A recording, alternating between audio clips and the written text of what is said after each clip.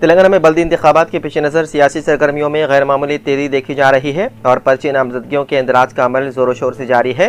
पहले ही दिन 28 जनवरी को मजमूई तौर पर 902 उम्मीदवारों ने अपने पर्चे नामजदगी दाखिल किए, जिससे इंतखाबी फिजा गर्म हो गई है। सियासी जमातों में बरसर इख्तिदार कांग्रेस पार्टी सबकत ले गई, जिसकी जानिब से सबसे ज़्यादा 382 नामजदगियाँ दाखिल की गई। इसके अलावा दीगर जमातों और आज़ाद उम्मीदवारों ने भी बड़ी तादाद में मैदान में उतर कर मुकाबले को दिलचस्प बना दिया है।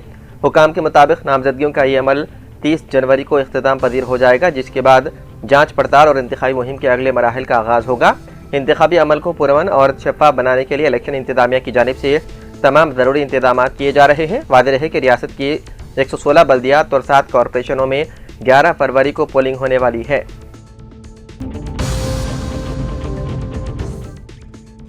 महाराष्ट्र के बारामती में पेश आने वाले होलनाक तैयारे हादसे के बारे में सबको पता चला है, जिसमें अजीत पवार की मौत हो गई।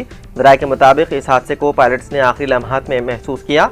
हादसे का अंदाजा होते ही पायलट की आवाज़ रिकॉर्ड हुई, जिसमें वो आवाशी कहते हुए सुनी गई। ये रिकॉर्डिंग मंदिराम पर आई है। ताहम उस वक्त तक हालात काबू से बाहर हो चुके थे, जिसके नतीजे में तैयारे में सवार तमाम अफराद हलाक हो गए। Directorate general of civil aviation के एक ऑफिसर ने इस वाक़े की तफसीलात बताते हुए कॉकपिट में कहे गए आखिरी अल्फाज के बारे में इंकशाफ किया। इस तैयारे की तहकीकात एयरक्राफ्ट एक्सीडेंट इन्वेस्टिगेशन ब्यूरो कर रहा है और ब्लैक बॉक्स का तज्जिया किया जा रहा है। ब्लैक बॉक्स को फ्लाइट रिकॉर्ड भी कहा जाता है। ये एक निहायत अहम आला होता है जो तैयारे की परवाज़ से मुतालिक मालूमात फराहम करता है। ये न सिर्फ परवाज़े के डेटा को रिकॉर्ड करता है, बल्कि तैयारा गिरने से पहले कॉकपिट में होने वाली गुफ्तगू और वहाँ की आवाज़ों को भी महफूज करता है। हैदराबाद के मधुरनगर पुलिस स्टेशन हदूद में एक अजीब गरीब वाक़या पेश आया, जहां शराब के आदी एक खातून ने खुदकुशी कर ली। पुलिस के मुताबिक शिव कुमार और राजेश्वरी 45 साल शोहर भी बताए गए हैं। ये चुपगुड़ा के करीब एलन नगर में अपने 2 बच्चों के साथ रहा करते थे। इस माह की 25 तारीख को राजेश्वरी ने शराब नोशी की और मजीद शराब की ख्वाहिश जाहिर करते हुए अपने शोहर से शराब लाने को कहा।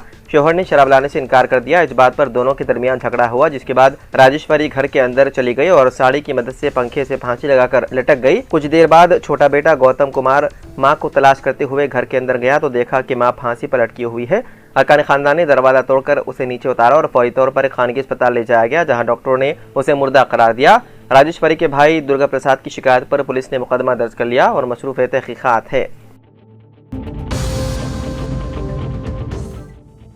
अल्लाह अज़्ज़ व जल और हमारे प्यारे नबी सल्लल्लाहु अलैहि वसल्लम अपनी मेहनती बंदों और मेहनती उम्मतियों को पसंद करते हैं। हुज़ूर नबी करीम सल्लल्लाहु अलैहि वसल्लम ने उम्मत को मेहनत करने बतौर ख़ास तिजारती शोबे से वाबस्ता होने का हुक्म दिया। चुनांचे दीन इस्लाम में अकुल हलाल को बहुत ज़्यादा अहमियत दी गई है। ऐसे में मुसलमानों के लिए ज़रूरी है कि सच्चाई और दियानतदारी से काम करें और हलाल आमदनी को यकीनी बनाएं और हलाल कमाई और अकुल हलाल के ज़रिए ही हमें दीन और दुनिया में कामयाबी व कामरानी हासिल होगी। इन ख्यालात का इजहार न्यूज़ एडिटर सियासत जनाब आमिर अली खान साहब ने मुख्तलिफ मल्टीनेशनल कंपनियों में मुलाजिमत के लिए रोज़नामा सियासत के ऑडिटोरियम में मुनक़िदा उम्मीदवारों के इंटरव्यूज़ के मौके पर अपने खिताब में किया।